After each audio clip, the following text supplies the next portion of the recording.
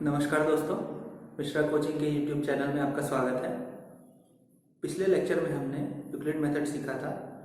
Euclid method से किस तरह से हम एचसीएफ निकालना जान रहे थे, ये हमने देखा था। इस लेक्चर में हम लोग अंकगणित की आधारभूत प्रमेय के बारे में बात करेंगे। ये प्रमेय कोई बहुत बड़ी चीज़ नहीं है, इसको आप बहुत बचपन से सीखते चले आ रहे हैं। क्योंकि एचसीएफ निकालने का एक दूसरा मेथड भी होता है गुणनखंड, जो आप जानते हैं। बस उसी के बारे में चर्चा होगी और उसी के ऊपर हम लोग बातचीत करेंगे। तो सबसे पहले ये समझ लेते हैं कि गुणनखंड क्या होता है। गुणनखंड का मतलब ये होता है किसी भी भाज्य संख्या को अभाज्य संख्याओं के सरलतम गुणन के रूप में लिखना। सरलतम का मतलब ये है कि जब आप एक बड़ी भाज्य संख्या को तोड़ते हैं तो छोटी अभाज्य संख्याओं के रूप में ही लिखते हैं। उसी को हम लोग गुणन के चिन्ह के साथ लगा के लिख देते हैं और बोलते हैं कि गुणनखंड है। तो देखिए, गुणनखंड का मतलब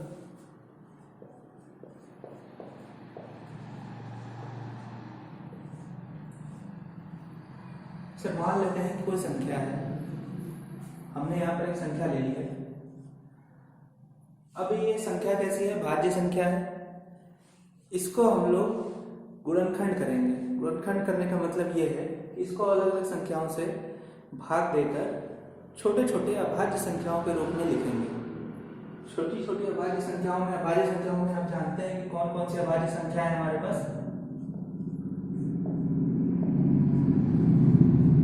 सबसे पहली अभाज्य संख्या और एकमात्र सम अभाज्य संख्या होती है 2। उसके बाद हो गया 3, उसके बाद हो गया 4 नहीं होता है।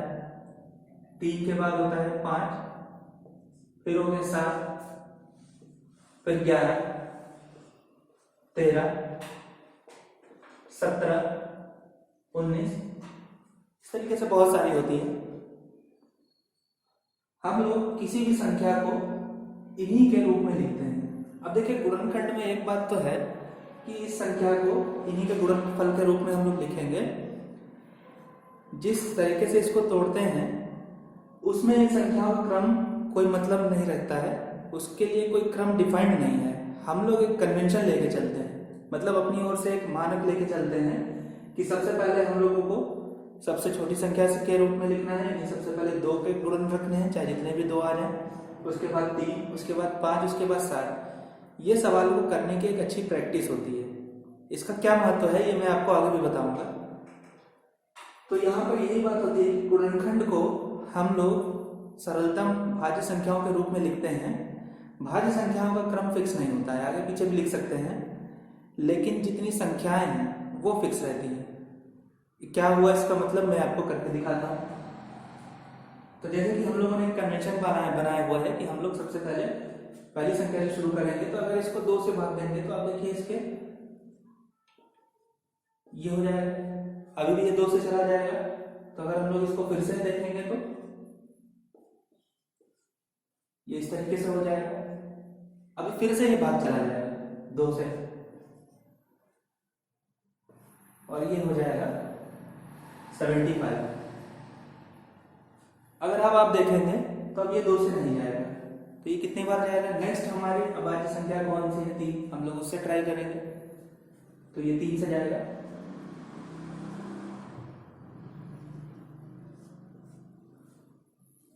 अब ये कैसी संख्या होगी? 25। आपको दिख रहा है कि लास्ट में 5 हो रहा है, लास्ट में 5 या 0 होता है, तो ये पक्का रहता है कि वो संख्या 5 से भाग हो जाएगा। अगली संख्या भी हमारी कौन सी है? 5। लोग 5 से देखेंगे, और अंत में किस तरह से होगा ये?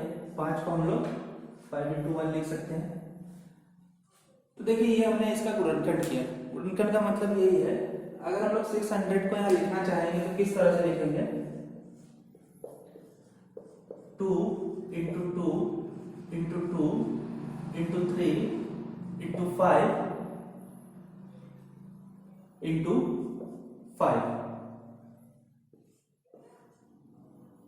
इस तरीके से हम लोग इसको लिख सकते हैं।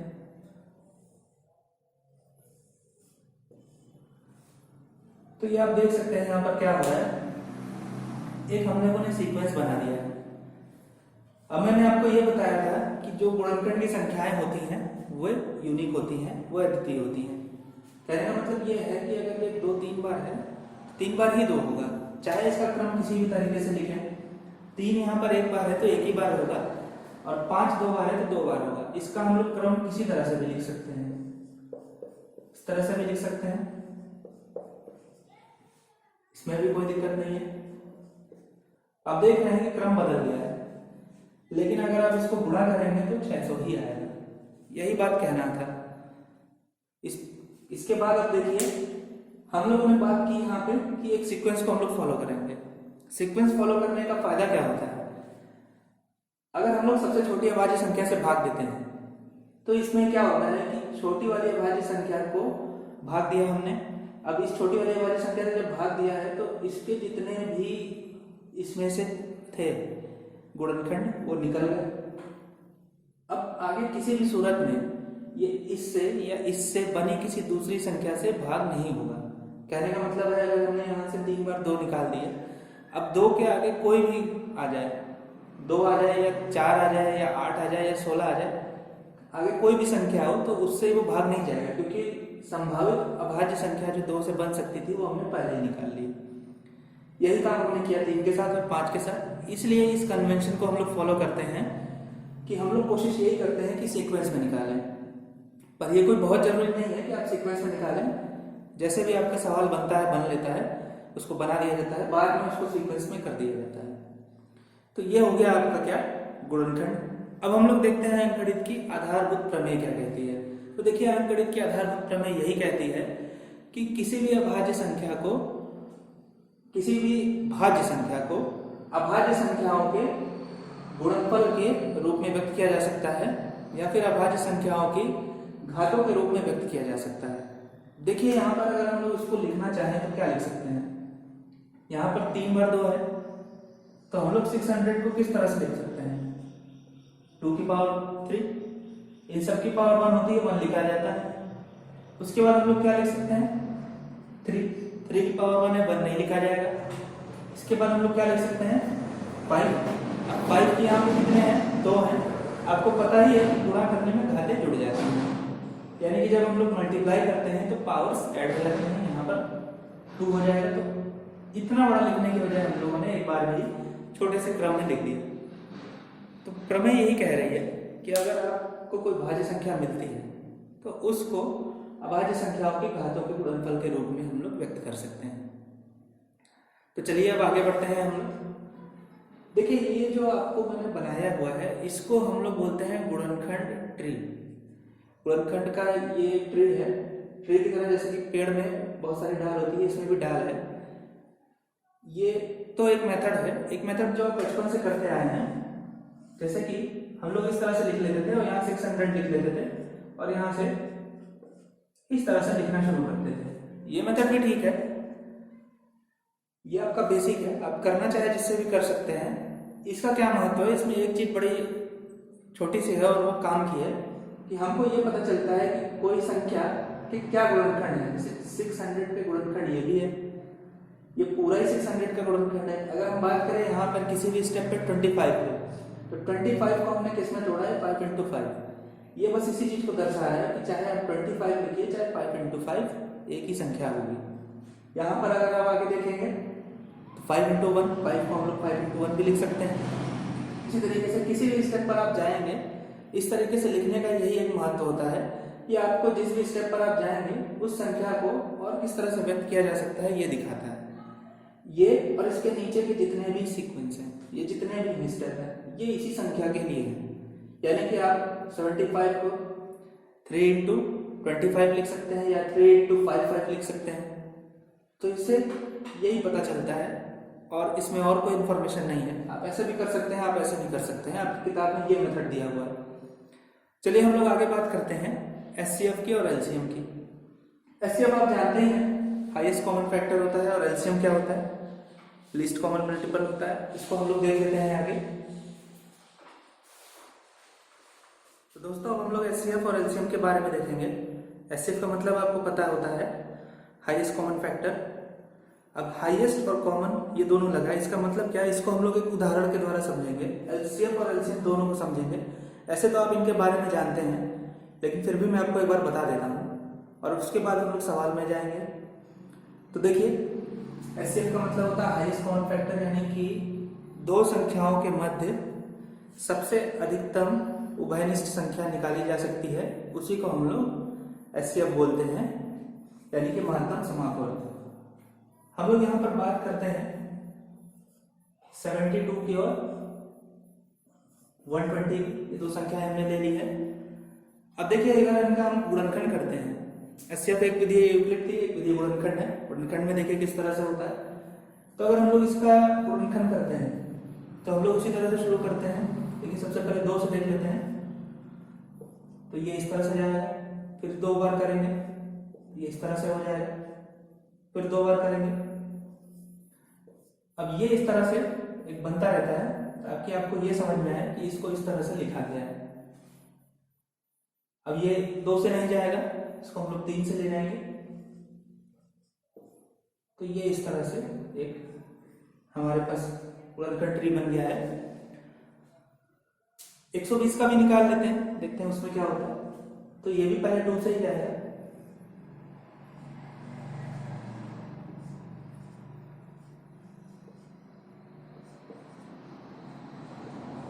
अब ये 2 से नहीं जाएगा। अब हम लोग क्या करेंगे, 2 के बाद जो अगली अभाज्य संख्या है उससे देखेंगे, तो उससे ही जाएगा। ये खुद एक अभाज्य है, इसका मतलब ये स्वयं से ही जाएगा।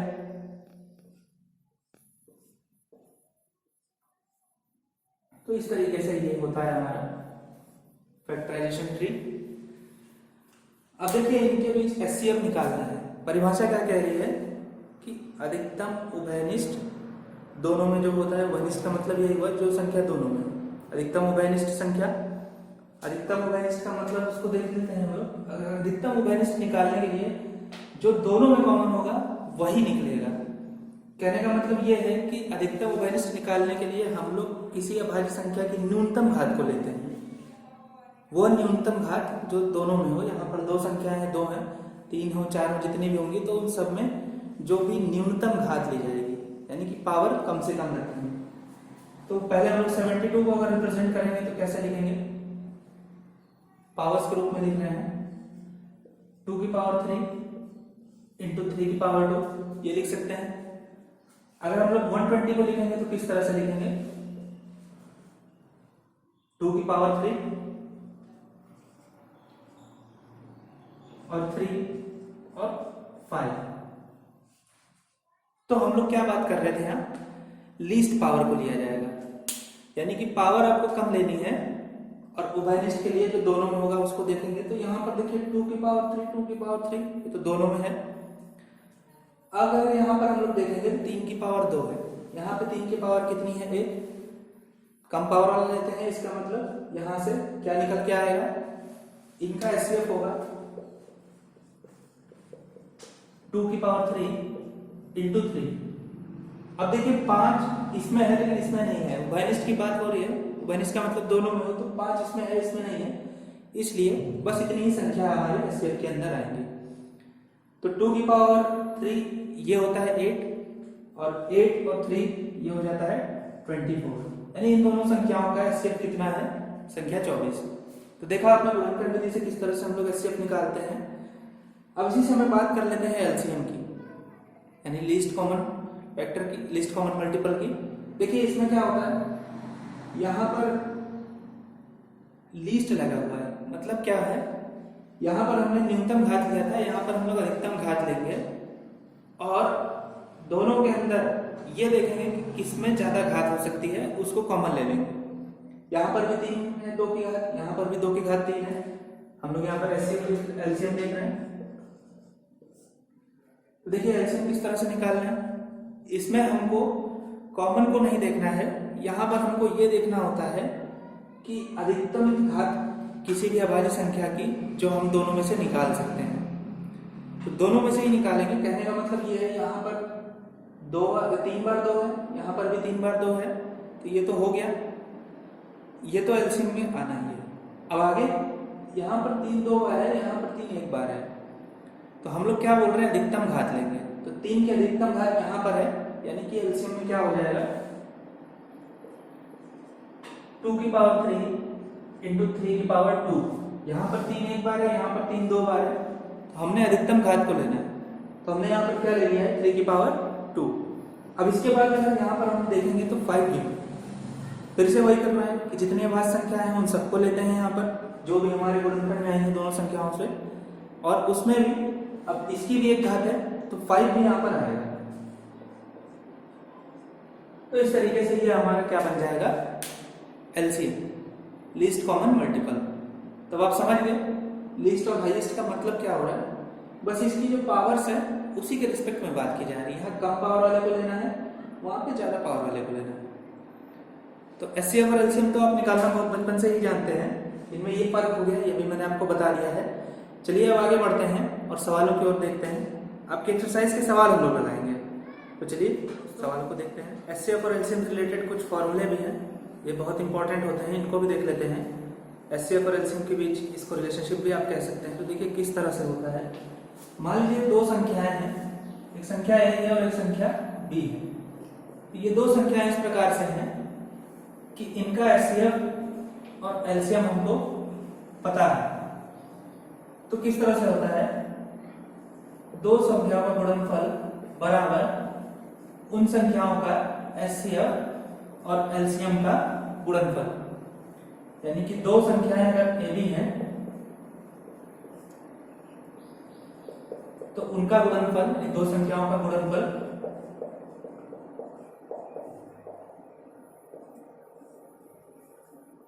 उनके एचसीएफ तथा एलसीएम के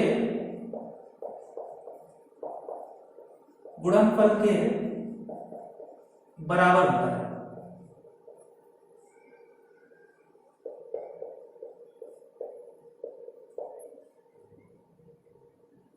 इसका मतलब क्या हुआ कि अगर आपको एक संख्या पता है, मान लीजिए कि ए और बी में से कोई एक संख्या पता है और इनके एचसीएफ और एलसीएम पता है, तो आप आसानी से दूसरी संख्या बी भी निकाल सकते हैं।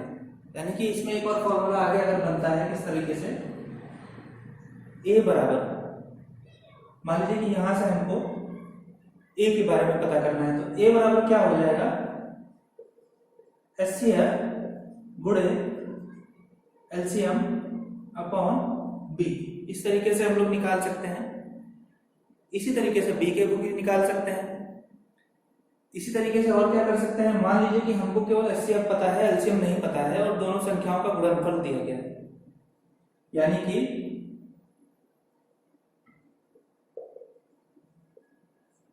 संख्याओं का एचसीएफ पता है तथा गुणनफल पता है,